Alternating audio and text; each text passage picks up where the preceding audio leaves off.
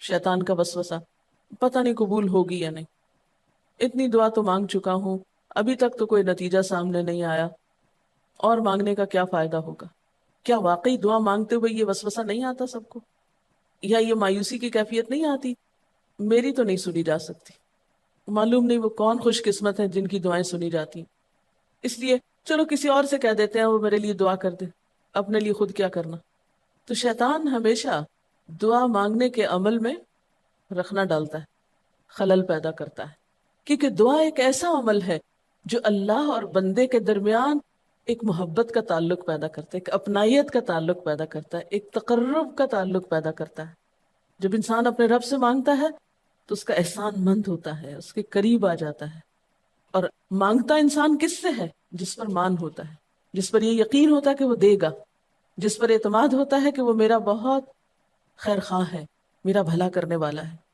انسان ہر ایک سے نہیں مانگ سکتا، ہر ایک کے سامنے اپنی ضرورت نہیں رکھ سکتا۔ تو اگر دیکھا جائے تو ایک اللہ کی ذات ایسی ہے کہ جس سے یہ ساری توقعات پوری ہو سکتی، اللہ کے سوا کوئی نہیں کہ جو انسان کے ساتھ ایسا معاملہ کر سکے۔ اس لیے تمہارا رب کہتا ہے کہ مجھ سے مانگو، اس کو پسند ہے بندوں کا مانگنا۔ اچھا، یہ جو دعا ہے اس میں صرف کسی چیز کا براہ راست نام لے کر مانگنا ہی شامل نہیں، یعنی مانگنے کے طریقوں میں صرف ایسا ہی نہیں کہ ہم کہ یا اللہ فلاں چیز مجھ کو دے دے۔ اس کے کئی انداز ہو سکتے ہیں۔ ایک تو یہی براہ راست کسی خاص چیز کا سوال کرنا، یہ بھی بہت اچھا ہے۔ بندوں سے سوال کرنا برا ہے، لیکن اللہ تعالیٰ سے سوال کرنا تو عبادت کا درجہ رکھتا ہے۔ یعنی کتنا پیار آتا ہے نا اللہ تعالیٰ پہ کہ ضرورت ہماری ہے اور ہمارے اس مانگنے کے عمل کو بھی عبادت کہہ رہے ہیں، کیونکہ ایک تعلق ہے نا، وہ وقت اس کی یاد میں گزرتا ہے، اس کی طرف متوجہ ہو کر گزرتا ہے، اس لیے وہ وقت بھی عبادت بن جاتا ہے، وہ عمل بھی عبادت ہو جاتا ہے۔ تو ایک تو یہ کہ جیسے ہم سوال کرتے ہیں اللہم انی اسألک کہہ کے دعا مانگتے ہیں، یہ جتنی مسنون دعا میں آپ نے دیکھا ہوگا اسألک برابر سوال کا لفظ ہے۔ لیکن کچھ دعائیں ایسی ہوتی ہیں جس میں سوال نہیں کیا جاتا، صرف اللہ تعالیٰ کی حمد و ثنا کر دی جاتی ہے۔ جیسے حضرت ایوب علیہ السلام نے کہا تھا انی مسنی الضر وانت ارحم الراحمین، یہ بھی دعا کا ایک انداز ہے۔ مانگا کچھ بھی نہیں، بس اپنی تکلیف کا اظہار کر دیا اور اللہ تعالیٰ کی حمد و ثنا کر دی، مجھے تکلیف پہنچی ہے اور آپ سب سے بڑھ کے رحم فرمانے والے ہیں۔ یہ بھی نہیں کہا آپ رحم فرمائیے، کہا آپ تو سب سے بڑھ کے رحیم ہیں اور میری تکلیف آپ جانتے ہیں۔ یہ بھی ایک سٹائل ہے۔ اسی طرح کوئی ذکر کر دینا، مثلا استغفار پڑھنا۔ اب استغفار پڑھنے والے کے لیے کتنی خوشخبریاں ہیں کہ اس کا ہر مسئلہ آسان ہو سکتا ہے اس کی وجہ سے۔ خیر اس میں تو بخشش کی طلب ہوتی ہے، ایک طلب کا انداز ہے، لیکن استغفار جو ہے وہ عام دعا سے ذرا مختلف ہے۔ اسی طرح درود شریف پڑھنا، اس میں اپنے لیے تو آپ کچھ بھی نہیں مانگ رہے ہوتے، نبی صلی اللہ علیہ وسلم کے لیے مانگ رہے ہیں، لیکن وہاں کیا ہو رہا ہے کہ جب آپ ان کے لیے رحمت کی دعا مانگتے ہیں اللہ تعالیٰ آپ پہ 10 رحمتیں فرماتے ہیں۔ یہ بھی ایک مانگنے کا انداز ہے۔ اب درود شریف پڑھنا جو ہے باعث برکت بھی ہے، عبادت بھی ہے، ذکر بھی ہے، اور ایک طرح کی دعا بھی ہے۔ اسی طرح بعض اذکار کے آپ نے کتنے فائدے دیکھیں، صبح شام کی دعاؤں میں آپ دیکھیے آپ پڑھتے ہیں بسم اللہ الذی لا یضر مع اسمہ شیء فی الارض ولا فی السماء وهو السمیع العلیم، یہ صرف ذکر ہے، اس میں آپ مانگ تو کچھ نہیں رہے، لیکن کتنی فضیلت ہے اس کی کہ جو شخص یہ دعا پڑھے گا اس کو کوئی چیز نقصان نہیں دے گی۔ اس میں آپ یہ نہیں کہہ رہے کہ یا اللہ میں تجھ سے سوال کرتا ہوں کہ ہر نقصان دہ چیز کو مجھ سے دور کر دے، نہیں۔ پھر اسی طرح اللہ تعالیٰ کی حمد و ثنا کے جو کلمات ہیں، مثلا لا الہ الا اللہ وحدہ لا شریک لہ لہ الملک ولہ الحمد وہو علی کل شیء قدیر۔ عرفات کی حدیث میں آتا ہے کہ آپ نے فرمایا کہ عرفات میں میری دعا اور مجھ سے پہلے انبیاء کی دعا یہ کلمہ ہے، یہ لا الہ الا اللہ۔ اب اگر دیکھا جائے تو اس میں تو کوئی دعا کی بات نہیں، یہ تو صرف اللہ کا ذکر ہے۔ تو یہ بھی مانگنے کا ایک طریقہ، ہم مانگے کچھ نہیں، بس صرف ذکر کرتے رہے اس کا بیٹھ کے۔ اسی طرح آپ دیکھتے ہیں کہ طواف کے دوران آپ کیا پڑھتے تھے؟ سبحان اللہ والحمد للہ ولا الہ الا اللہ واللہ اکبر۔ اب یہ دعا تو نہیں، یہ تو ذکر ہے اللہ کا۔ تو اللہ تعالیٰ کا ذکر کرنا، اس کی کتاب کی تلاوت کرنا، اس کو پڑھنا، علم حاصل کرنا، یہ ایسے اعمال ہیں کہ جن میں مشغول ہو کر انسان کے لیے کائنات کی ہر چیز دعائیں کرنے لگتی۔ طالب علم کے لیے بہت سی مخلوق دعائیں کرتی، آپ مشغول ہو گئے کسی اور کام میں، خدمت خلق میں یا علم حاصل کرنے میں، اور اللہ تعالیٰ کی مخلوق شروع ہو گئی آپ کے لیے دعائیں کرنا۔ عرش والے فرشتے آپ کے لیے دعائیں کرنے لگتے ہیں اگر آپ ایمان لا کر اچھے کام شروع کر دیں۔ تو اللہ سے مانگنے کے مختلف انداز ہیں، ڈائریکٹ مانگنا بھی اور مختلف عبادات کرنا بھی. اسی طرح وَاسْتَعِينُوا بِالصَّبْرِ وَالصَّلَاةِ، مدد مانگو صبر اور نماز سے. ٹھیک ہے، نماز میں انسان بہت سی دعائیں پڑھتا ہے، لیکن اگر مشکل وقت میں انسان صبر کے ساتھ نفل پڑھ کے اللہ تعالیٰ کا ذکر کرے اور اس کو سمجھ نہ بھی آئے کہ کیا دعا مانگو، کیونکہ بعض پریشانیاں ایسی ہوتی ہیں کہ انسان منہ سے کچھ نکال بھی نہیں سکتا، تو یہ نماز بھی کافی ہو جائے گی. وَقَالَ رَبُّكُمُ ادْعُونِي، اور تمہارا رب کہتا ہے مجھے پکارو. اور پکارنے کے کئی انداز ہیں. دل ہی دل میں پکارنا بھی آتا ہے، چپ کے پکارنا بھی آتا ہے، اونچی آواز سے پکارنا بھی آتا ہے، اکیلے پکارنا بھی آتا ہے، سب کے ساتھ مل کے دعا کرنا بھی آتا ہے. کوئی دعا مانگ رہا ہو تو آمین کہنے سے بھی بات بن جاتی. مجھے یاد ہے کہ ایک دفعہ میں عمرے پر گئی اور طواف کے بعد جہاں میں نفل پڑھ رہی تھی، تو نفل کے بعد میں نے سوچا کہ میں اپنی دعا کرتی ہوں. اتنے میں ایک شخص عربی میں کوئی دعا مانگ رہا تھا. اتنی خوبصورت دعا تھی کہ میں نے ایسی دعا کسی سے نہیں کبھی سنی، اور میں نے صرف آمین کہنا شروع کر دیا. میں نے کہا یا اللہ، میری تو نہ زبان میں اتنی بلاغت و فصاحت ہے، نہ مجھے اتنی باتیں آتی ہیں، مجھے تو مانگنا بھی نہیں آتا، تو جو کچھ یہ مانگ رہا ہے مجھے بھی یہی دے دے. میں نے صرف آمین آمین آمین کہنا شروع کر دیا. یہ کتنا بڑا اس کا احسان ہے کہ ہم آمین کہہ کے بھی شامل ہو جاتے ہیں دوسروں کی دعاؤں میں. تو اسی لیے دعا کو عبادت کا نچوڑ کہا گیا، کریم، خلاصہ، ساری عبادت کا اوپر کا حصہ. اور ویسے بھی اگر دیکھا جائے تو ہر نماز میں بہت سی دعائیں ہیں. ہر موقع کی اللہ کے رسول صلی اللہ علیہ وسلم نے مختلف طرح کی ہمیں دعائیں سکھائی ہیں. سویرے جو آنکھ کھلتی ہے، سویرے کے اگر آدھی رات کو بھی کھلتی ہے، اس کی بھی دعا ہے. اس وقت سے لے کر کوئی کام ایسا نہیں دین کا یا دنیا کا، اچھا یا برا، جس کے لیے کوئی نہ کوئی دعا نہ موجود ہو. یعنی اتنا خوبصورت عمل ہے دعا مانگنا کہ جس کے لیے کسی خاص چیز کی قید بھی نہیں کہ کہیں بند کے بیٹھو تو ہی مانگو، کہیں پہنچو تو مانگو. نہیں، کہیں بھی مانگو، دن کو مانگو یا رات کو مانگو، کھڑے ہو کے مانگو یا بیٹھ کے مانگو، چلتے پھرتے مانگو یا چپ کے مانگو، منہ سے بولو بھی نہیں اور دل ہی دل میں مانگو تو بھی وہ سن لیتا ہے. کسی بھی طرح مانگ سکتے ہو، کہیں بھی مانگ سکتے، کچھ بھی مانگ سکتے ہو. اس لیے وقال ربکم ادعونی استجب لکم، تمہارا رب کہتا ہے مجھ سے مانگو، میں تمہاری دعا قبول کروں گا. اور آپ کو پتا ہے کہ ربکم یہ صرف مسلمانوں کا رب نہیں، رب تو ساری مخلوق کا ہے. کافر کا رب بھی وہی ہے، خواہ وہ مانے یا نہ مانے. اس لیے قبولیت دعا کے لیے مسلمان ہونا بھی شرط نہیں. اگر کوئی کافر بھی اللہ کو پکارتا ہے، اپنے رب کو پکارتا ہے، تو وہ اس کی بھی سنتا ہے. اور خصوصاً اگر وہ مظلوم ہو، کسی نے اس پہ ظلم کیا ہو، تو وہ فریاد فوراً اوپر پہنچتی ہے، خواہ وہ مسلمان نہ بھی ہو. اس لیے یہ جو دعائیں ہیں یہ آپ سب کو بتا سکتے ہیں، مسلم نان مسلم سب کو سکھا سکتے ہیں، تاکہ وہ اپنے رب کو پکارے اور رب ان کو ہدایت دے. اور پھر آپ دیکھیں گے کہ دعا کے ذریعے جو اللہ تعالیٰ پر اعتماد بیٹھتا ہے، اور اگر وہ خصوصاً یہ کہ جلدی قبول ہو جائے، تو اس وقت جو ایک خصوصی شکر کی کیفیت آتی ہے. لیکن یہ کہ مایوس نہیں ہونا. بات میں یہ کر رہی تھی کہ اس کے لیے کوئی شرط نہیں کہ کوئی شخص بہت نیک مسلمان ہو یا بہت اچھا مسلمان ہو، وہ تو گناہ گاروں کی بھی سنتا ہے. اس لیے بعض اوقات لوگ جب مایوس ہونے لگتے ہیں نا کہ ہم تو بہت گناہ گار ہیں، ہماری نہیں سنی جائے گی، تو انہیں مایوس نہیں ہونا چاہیے. مایوس ہو کے کہاں جائیں گے سننے؟ کس سے مانگنے جائیں گے؟ ان کو بھی پکارنا چاہیے، خواہ کوئی کیسے بھی گناہ میں ڈوبا ہوا، کیسی بھی حالت میں ہو، اور اس کے لیے بھی مانگنا چاہیے. حتیٰ کہ کافر جب تک زندہ ہے، اس کی صحت کے لیے، اس کی ہدایت کے لیے، اس کی خیرخواہی بھلائی کے لیے بھی آپ خوب دعائیں مانگ سکتے ہیں. آپ صلی اللہ علیہ وسلم ابو جہل کے لیے بھی دعا کرتے تھے، یا حضرت عمر کے لیے کہتے تھے کہ ان دونوں میں سے کسی ایک کو تو ضروری ہدایت دے. تو دعا ہر حال میں فائدہ دیتی ہے، ان مصیبتوں میں بھی فائدہ دیتی ہے جو اتر چکی ہیں، ان میں بھی دیتی ہے جو نہیں اتری. دعا تو ابلیس کی بھی قبول ہوئی تھی، اس نے قیامت تک زندگی کی دعا مانگی تھی، اس کی بھی قبول کر لی گئی. اس نے کہا تھا قال انظرنی الی یوم یبعثون، قیامت تک کے لیے مجھے مہلت دے کہ میں انسانوں کو بھٹکا سکوں. تو اللہ تعالیٰ نے کہا جاؤ، تمہیں مہلت دی گئی. اس لیے یہ خیال تو اپنے دل سے سب نکال دیں کہ ہماری دعا نہیں قبول ہوتی، سب کی ہو سکتی. شرط یہ ہے کہ آپ واقعی دعا مانگ رہے ہوں. ہاں، جو غافل دل سے مانگے اس کی نہیں قبول ہوتی، کیونکہ وہ مانگ نہیں رہا، وہ تو بس صرف ایک فرض پورا کر رہا ہے. وہ بظاہر دیکھنے میں مانگنے کا عمل نظر آ رہا ہے، لیکن حقیقت میں مانگ نہیں رہا. تو حدیث میں آتا ہے کہ اللہ تعالیٰ غافل دل کی دعا نہیں قبول کرتا. بس کچھ ادب یہ ضرور سکھائے گئے کہ انسان قطع رحمی کی دعا نہ کرے، گناہ کی دعا نہ کرے، غلط کاموں کی دعا نہ کرے، اور پھر ساتھ یہ کہ دعا کرنے کے بعد مایوس نہ ہو، دعا میں جلد بازی نہ کرے، کیونکہ اللہ تعالیٰ نے قبولیت دعا کا وعدہ کر رکھا ہے، استجب لکم، میں قبول کروں گا تمہاری دعائیں۔ ہاں یہ ضرور ہے کہ قبولیت کی شکلیں مختلف ہوتی ہیں، بعض اوقات تو انسان کو بالکل وہی مل جاتا ہے جو وہ چاہتا ہے، بعض اوقات وہ نہیں ملتا جو وہ چاہتا ہے، بلکہ وہ دے دیا جاتا ہے جو اس کو زیادہ ضرورت ہوتا ہے۔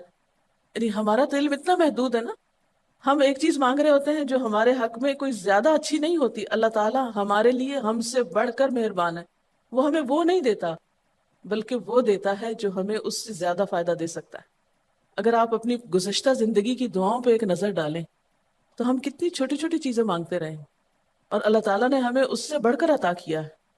ہم سب کو جو اللہ تعالیٰ نے دین کی سمجھ دی یا دین کو سیکھنے کا شوق دیا، ضروری نہیں کہ ہم سب نے یہ مانگا ہی ہو کہ اللہ تو ہمیں موقع دینا اپنے دین کو سیکھنے کے لیے، سکھانے کے لیے، لیکن یہ ضرور ہو سکتا ہے کہ ہم زندگی میں کچھ اور مانگتے رہے اور ہمیں وہ نہیں ملا، یہ نعمت مل گئی اور وہ ہمارے حق میں زیادہ بہتر ہو گئی، اور یہ ہو سکتا تھا کہ ہمیں وہ چیز مل جاتی، اور آج ہم اس چھوٹی سی چیز کو لے کر اس کا شوق بھی پورا کر چکے ہوتے ہیں، اس کی ساری اٹریکشن ختم ہو چکی ہوتی، کیونکہ دنیا کی کوئی چیز ایسی نہیں جس کی اٹریکشن ختم نہ ہو جائے یا جس کی ویلیو گھٹ نہ جائے، جو پرانی نہ ہو جائے۔ لیکن قرآن کا علم ایک ایسا علم ہے جو ہر دم نیا لگتا ہے، ہر دم زندگی دیتا ہے، خوشی دیتا ہے، سکون دیتا ہے، ایک راحت ملتی ہے، یہ پرانا نہیں ہوتا۔ پھر اسی طرح یہ بھی ہوتا ہے کہ بعض اوقات انسان کی کوئی آفت ٹال دی جاتی ہے، آپ مانگ رہے ہیں رزق، تو وہ رزق میں برکت تو نہیں ہوتی مثلا، لیکن کوئی بیماری آپ سے ٹال دی جاتی کہ خدا نہ خواستہ آپ کو اگر مال مل بھی جائے اور ایسی بیماری لگ جائے کہ سارا مال اس میں ڈوب جائے، تو مال بھی گیا اور تکلیف الگ۔ تو اللہ تعالیٰ اپنی رحمت سے آپ کو زیادہ مال تو نہیں دیتے، مگر وہ بہت بڑی بلا سے محفوظ رکھتے ہیں، کسی حادثے سے بچا لیتے ہیں، کسی ایسی پریشانی سے بچا لیتے ہیں کہ جس میں آپ کا سب کچھ ہی کھپ جاتا، کیونکہ ہمارے پاس کوئی رائٹ تو نہیں ہے، ہم کو ڈیزرو تو نہیں کرتے کہ ہر وقت ہم امن و امان میں رہیں۔ ہمارے اپنے گناہوں کی بدولت، کئی بیرونی اسباب کی بدولت، کوئی مشکل، کوئی حادثہ، کوئی مصیبت کسی بھی وقت آ سکتی، جو دنیا میں مختلف لوگوں پر آتی رہتی۔ ہم ہر امن ڈیزرو تھوڑی کرتے ہیں، یہ تو اللہ کی عنایت اور رحمت اور نعمت ہے کہ وہ جو ہمیں دیے ہوئے یہ، اور یہ عین ممکن ہے کہ ہم کوئی اور دعا مانگتے ہوں اور اللہ تعالیٰ اس کی بجائے ہمیں عافیت میں رکھے ہوئے ہو، ایک پرسکون زندگی دیے ہوئے ہیں ہمیں، کہ ہمارے ہاتھ پاؤں سلامت ہیں، ہم بول سکتے ہیں، ہم دیکھ سکتے ہیں، ہم کھا پی سکتے ہیں، ہم چل پھر سکتے ہیں، ہم کسی کے محتاج نہیں ہیں۔ کتنا بڑا احسان ہے اس کا۔ اس لیے اگر کوئی دعا وقتی طور پر بعین ہی قبول نہیں ہوتی، بعین ہی کا کیا مطلب ہے؟ ایز اٹ از، جس طرح ہم چاہتے ہیں، تو بھی کوئی بات نہیں، صبر کرنا چاہیے، لیکن یہ نہیں سوچنا چاہیے کہ نہیں اللہ تعالیٰ دعا نہیں سنتا۔ ایک اور جگہ پر بھی فرمایا وَإِذَا سَأَلَكَ عِبَادِي عَنِّي فَإِنِّي قَرِيبٌ أُجِيبُ دَعْوَةَ الدَّاعِ إِذَا دَعَانِ فَلْيَسْتَجِيبُوا لِي وَلْيُؤْمِنُوا بِي لَعَلَّهُمْ يَرْشُدُونَ۔ جب میرے بندے آپ سے میرے بارے میں سوال کریں تو آپ بتا دیجئے کہ میں قریب ہوں، بہت قریب ہوں۔ اجیب دعوت الداعی، میں پکارنے والے کی پکار کا جواب دیتا ہوں، استجب لکم، قبول کرتا ہوں۔ یہ ایسے دل کے بہلانے کے لیے نہیں کہا گیا، یہ حقیقت ہے، یہ سچ ہے، اس پر ہمارا ایمان اور یقین ہونا چاہیے پختہ، اور اس کو چھوڑ کر اوروں کے پاس نہیں جانا چاہیے، کسی اور سے نہیں مانگنا چاہیے، صرف اسی سے مانگنا چاہیے، کیونکہ یہ عبادت بھی ہے اور پھر وہ ہر چیز دینے کے قابل بھی ہے، اس کی قدرت، اس کا علم، اس کی رحمت ہر چیز پہ چھائی ہوئی ہے، اس لیے اس سے مانگتے چلے جاؤ، اور پھر کبھی ایک انداز سے، کبھی دوسرے انداز سے، کبھی تیسرے انداز سے، لیکن اس سے ہمیشہ اچھی امید رکھو، لا تقنطوا من رحمت اللہ۔ لیکن اس کے ساتھ ساتھ ہمیں کچھ فارمل آداب بھی سکھائے گئے ہیں، ایٹ ٹائمز ان کا بھی لحاظ رکھنا چاہیے، یعنی ہر وقت دعا مانگنے کے لیے فارمل انداز اختیار کرنے کی ضرورت نہیں ہے۔ مثلا صبح شام کے اذکار ہیں، چلتے پھرتے آپ پڑھ سکتے ہیں، اب مثلا باتھ روم میں داخل ہونے کی دعا ہے تو اب آپ پہلے سے تسبیح اور درود شریف تو نہیں اس کے پڑھیں گے، یا نکل کے وہ ساری فارمیلٹیز تو نہیں پوری کریں گے جو دعا کے اول آخر کی جاتی ہیں، عموماً جو فارمل دعا مانگی جاتی۔ تو ایٹ ٹائمز آپ بس ڈائریکٹ دعا مانگ لیں، ایٹ ٹائمز آپ پوری فارمیلٹیز کے ساتھ مانگ لیں، اور اس میں آپ دیکھیے کہ فارمل دعا مانگنے کا طریقہ کیا ہے کہ اللہ تعالیٰ کی حمد و ثنا سے شروع کیا جائے، نبی صلی اللہ علیہ وسلم پر درود بھیجا جائے، پھر اسی طرح یہ ہے کہ دعا میں عاجزی ہونی چاہیے، مانگنے کا انداز غالب ہونا چاہیے، شعر کے انداز میں یا چیخ چلا کے دعا نہیں مانگنی چاہیے، یا تقریر کے انداز میں دعا نہیں مانگنی چاہیے، امید اور خوف کے درمیان اعتدال کے ساتھ۔ پھر اسی طرح یہ کہ دعا میں مبالغہ آرائی نہیں کرنی چاہیے۔ پھر اسی طرح کچھ چیزیں ایسی ہیں کہ جن کا اگر اہتمام کبھی ہو سکے کبھی کبھار تو بہت اچھا ہے، اور خصوصی جو قبولیت کے اوقات ہیں ان کا لحاظ رکھتے ہوئے ان مواقع سے فائدہ اٹھانا چاہیے، مثلا رات کے تیسرے حصے میں یعنی سحر کے وقت، پھر اسی طرح اذان اور اقامت کے درمیان، صف میں کھڑے ہو کر، صدقہ کرنے کے بعد، کوئی بھی نیکی کا کام کرنے کے بعد، عصر کی آخری گھڑی میں، جمعے کے دن ایک خاص گھڑی میں، سجدے میں دعا، رات کو آنکھ کھل جانے پہ دعا، امر بالمعروف اور نہی عن المنکر کے بعد دعا، تلاوت قرآن کے بعد دعا، عرفہ کے دن کی دعا، رمضان کے مہینے میں خصوصاً روزہ افطار کرتے وقت دعا، پھر عادل امام کی دعا، مسافر کی دعا، بارش کے وقت کی جانے والی دعا، یہ خاص قبولیت کے اوقات اور اسباب ہیں۔ پھر اتحیات اور درود شریف کے بعد کی جو دعا ہے جو ہم بیٹھ کے نماز کے آخر میں پڑھتے ہیں، یہ بھی صرف رب جعلنی تک ہی نہیں بلکہ اس سے زیادہ دعائیں بھی ہیں۔ پھر اسی طرح جب اللہ تعالیٰ پر بہت پیار آ رہا ہو، بہت دل اس کی طرف متوجہ ہو، کیونکہ اللہ تعالیٰ غافل دل کی دعا نہیں سنتے، تو جب دل بہت متوجہ ہو تو فوراً دعا کا بھی فائدہ اٹھا لیں۔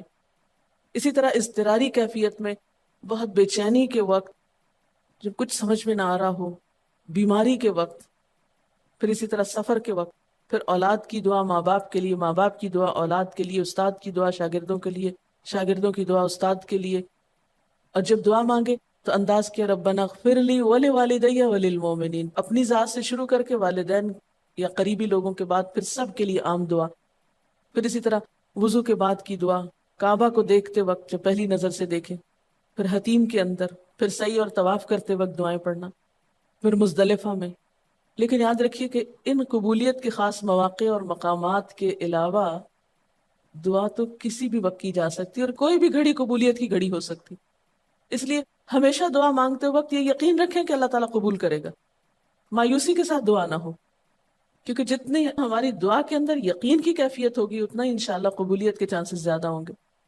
یعنی عزم کے ساتھ دعا مانگنی چاہیے، یہ نہیں کہنا چاہیے یا اللہ تو چاہے تو قبول کر، نہیں چاہتا تو نہ کر، یہ نہیں کہنا چاہیے کبھی بھی، نہیں اللہ تو کر سکتا ہے تو قبول فرما۔ پھر اسی طرح آپ دیکھیں کہ مظلوم کی بد دعا جو ہے وہ بہت تیزی سے قبول ہوتی، کہتے ہیں نا مظلوم کی بد دعا سے بچو کیونکہ وہ کہاں جا پہنچتی ہے؟ ساتویں آسمان تک۔ اور پھر آپ دیکھیے کہ نبی صلی اللہ علیہ وسلم نے فرمایا لا يرد القضاء الا الدعاء، قضاء کو کوئی چیز نہیں ٹال سکتی مگر دعا، یعنی تقدیر بھی بدل دیتی۔ آپ صلی اللہ علیہ وسلم نے فرمایا آدمی جب کبھی اللہ سے دعا مانگتا ہے اللہ تعالیٰ اسے یا تو وہی چیز دے دیتا ہے جس کی اس نے دعا کی تھی، یا اس درجے کی کوئی بلا آنے پہ اس سے روک دیتا ہے۔ آپ صلی اللہ علیہ وسلم نے فرمایا بندے کی دعا قبول کی جاتی ہے بشرطے کہ وہ کسی گناہ کی یا قطع رحمی کی دعا نہ کرے اور جلد بازی سے کام نہ لے۔ عرض کیا گیا جلد بازی کیا ہے یا رسول اللہ؟ فرمایا جلد بازی یہ ہے کہ آدمی کہے میں نے بہت دعا کی بہت دعا کی مگر میں دیکھتا ہوں کہ میری دعا قبول ہی نہیں ہوتی، اور یہ کہہ کر آدمی تھک جائے اور دعا مانگنی چھوڑ دے۔ نہیں، دعا سے کبھی نہ تھکے، اس لیے کہ اللہ کی نگاہ میں دعا سے بڑھ کر کوئی چیز باوقت نہیں۔ لیس شیء اکرم علی اللہ من الدعاء۔ اور پھر خصوصاً اللہ کا فضل مانگنا، قرآن پاک میں بھی اللہ تعالیٰ فرماتے ہیں وَاسْأَلُوا اللَّهَ مِنْ فَضْلِهِ، اللہ سے اس کے فضل کا سوال کرو۔ پھر اسی طرح عافیت کی دعا کہ اللہ تعالیٰ ہر حادثے مصیبت تکلیف پریشانی سے بچا کر رکھے، یہ دعا بھی بہت پسندیدہ ہے اللہ تعالیٰ کے نزدیک۔ آپ صلی اللہ علیہ وسلم نے فرمایا دعا ہر حال میں فائدہ دیتی ہے، ان بلاؤں کے معاملے میں جو نازل ہو چکی اور ان کے معاملے میں جو نازل نہیں ہوئی، بس اے بندگان خدا تم ضرور دعا مانگا کرو۔ اور پھر آخری بات کہ تم میں سے ہر شخص کو اپنی ہر حاجت اپنے رب سے مانگنی چاہیے، حتیٰ کہ اگر جوتی کا تسمہ بھی ٹوٹ جائے تو بھی اللہ تعالیٰ سے دعا کرے، یعنی چھوٹی چھوٹی چیزوں میں بھی جب ضرورت پیش آئے تو اللہ کی طرف رجوع کرے۔ وَقَالَ رَبُّكُمُ ادْعُونِي أَسْتَجِبْ لَكُمْ، اور تمہارا رب کہتا ہے کہ مجھے پکارو، مجھ سے مانگو، میں تمہاری دعا قبول کروں گا۔ إِنَّ الَّذِينَ يَسْتَكْبِرُونَ عَنْ عِبَادَتِي، بے شک وہ لوگ جو میری عبادت یعنی دعا سے تکبر کرتے ہیں، یعنی مجھ سے تکبر کی بنا پر نہیں مانگتے، جیسا کہ حدیث میں بھی آتا ہے من لم يسأل اللہ یغضب علیہ، جو اللہ سے نہیں مانگتا اللہ اس پہ غضبناک ہوتا ہے، یعنی جو دعا نہیں کرتا اللہ تعالیٰ اس سے ناراض ہوتا ہے۔ کیونکہ وہ تو بے تعلق ہو گیا نا اپنے رب سے نہ مانگ کر، اور خصوصاً تکبر کی وجہ سے۔